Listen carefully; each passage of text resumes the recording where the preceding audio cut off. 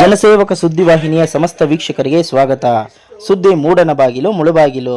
ಕೋಲಾರ ಜಿಲ್ಲೆ ಮುಳುಬಾಗಿಲು ತಾಲೂಕಿನಿಂದ ದಲಿತ ಸಂಘರ್ಷ ಸಮಿತಿ ಸಂಯೋಜಕ ಸಂಘಟನೆ ರಾಜ್ಯ ಸಂಸ್ಥಾಪಕ ಸಂಯೋಜಕರಾದ ವಿ ನಾಗರಾಜರವರ ಆದೇಶದಂತೆ ಮುಳುಬಾಗಿಲು ಮುಖಂಡ ಮೆಕ್ಯಾನಿಕ್ ಶ್ರೀನಿವಾಸರವರ ನೇತೃತ್ವದಲ್ಲಿ ಬೆಂಗಳೂರು ಚಲೋ ಕಾರ್ಯಕ್ರಮವನ್ನು ಆಯೋಜಿಸಲಾಗಿತ್ತು.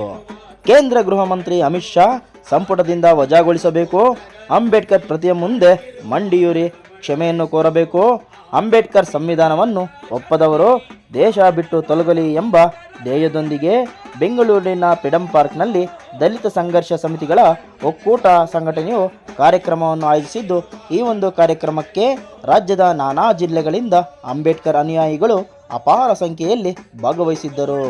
ಕೋಲಾರ ಜಿಲ್ಲೆಯ ಮುಳುಬಾಗಿಲು ತಾಲೂಕಿನಿಂದಲೂ ಸಹ ಮೆಕ್ಯಾನಿಕ್ ಶ್ರೀನಿವಾಸರವರ ಮುಂದಾಳತ್ವದಲ್ಲಿ ಹಲವಾರು ಮುಖಂಡರು ಭಾಗವಹಿಸಿದ್ದರು.